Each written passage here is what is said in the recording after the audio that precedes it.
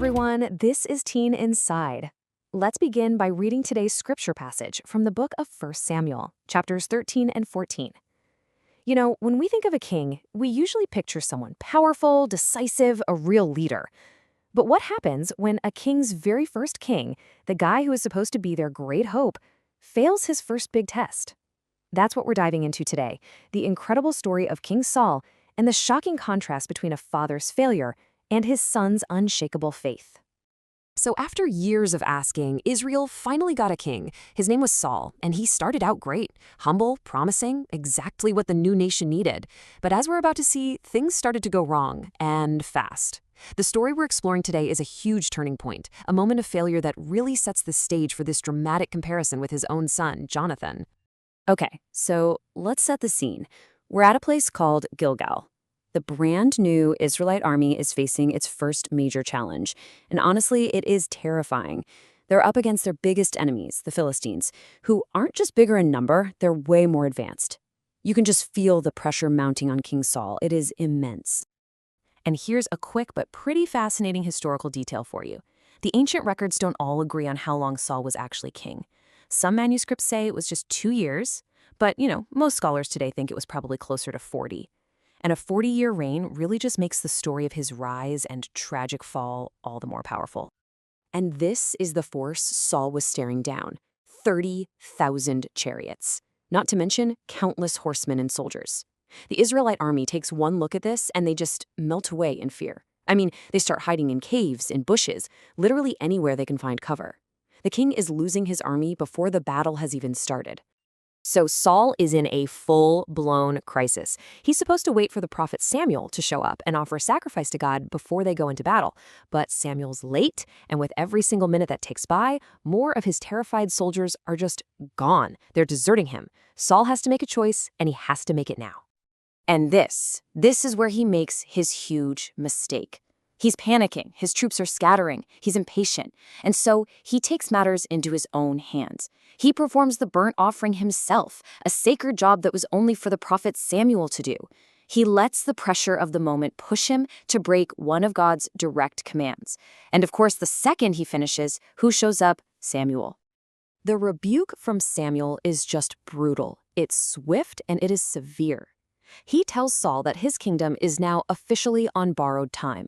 Because of this one single act of disobedience, an act that came from fear and its need for control, God has already started looking for a new leader, a man, as Samuel puts it, after his own heart. But right as the king is failing, his son, Jonathan, steps onto the stage. And wow, the contrast could not be more clear. While Saul is basically paralyzed by fear, Jonathan is moved by faith.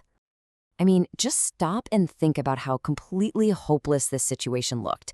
The Philistines had a total monopoly on iron, which meant the Israelites couldn't make or even sharpen their own weapons. Get this, in the entire army, only 2 men actually had swords, King Saul and his son Jonathan.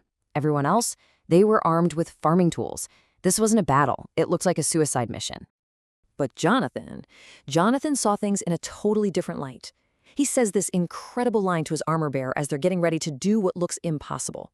His confidence wasn't in numbers or weapons or some clever strategy. It was all in God's power. He truly believed that if God was with them, 2 men were enough. That is a world away from his father's mindset. And listen to the specific words he uses. He calls the Philistines the uncircumcised. Now, that wasn't just a schoolyard insult. For an Israelite, circumcision was the physical sign of their covenant, their special relationship with God. So Jonathan was basically saying, they don't have God on their side, but we do. His attack was a physical statement of his faith in that promise. And the result is, well, it's nothing short of a miracle. Jonathan and his armor-bearer take out about 20 Philistines, and then God does the rest. A panic just rips through the enemy camp. The ground literally starts to shake. And in all the chaos, the Philistines turn on each other and start fighting with their own swords.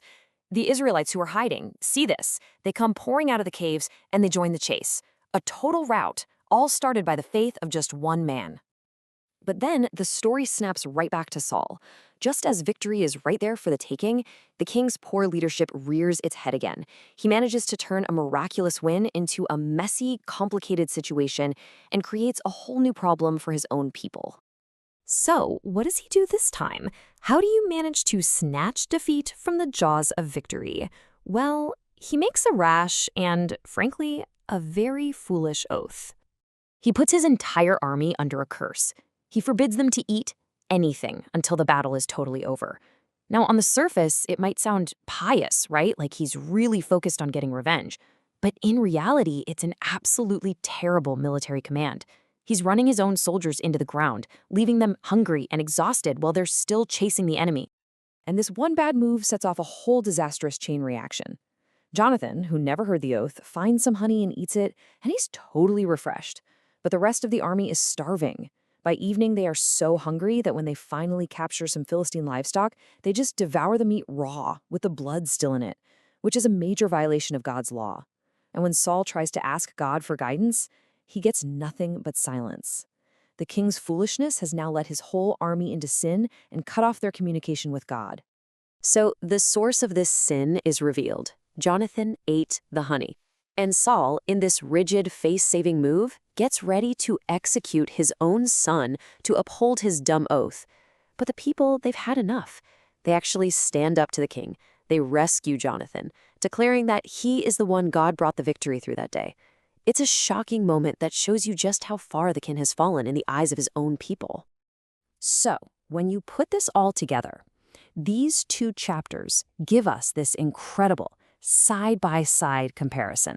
It really is a tale of two leaders, a father and a son, who respond to the very same crisis in completely opposite ways. And it really all boils down to this, doesn't it? Saul acts out of fear and his deep need to control the situation. That leads him to impatience, disobedience, and ultimately chaos. Jonathan, on the other hand, acts in bold faith. He trusts in God's power no matter how bad things look. And his actions, they lead to a miraculous victory and deliverance for the entire nation of Israel. And this whole story just leaves us with a really powerful question to think about.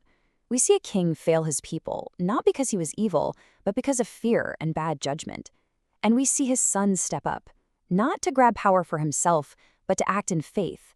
It really makes you wonder, when the designated leader fails, where does true strength and true victory really come from?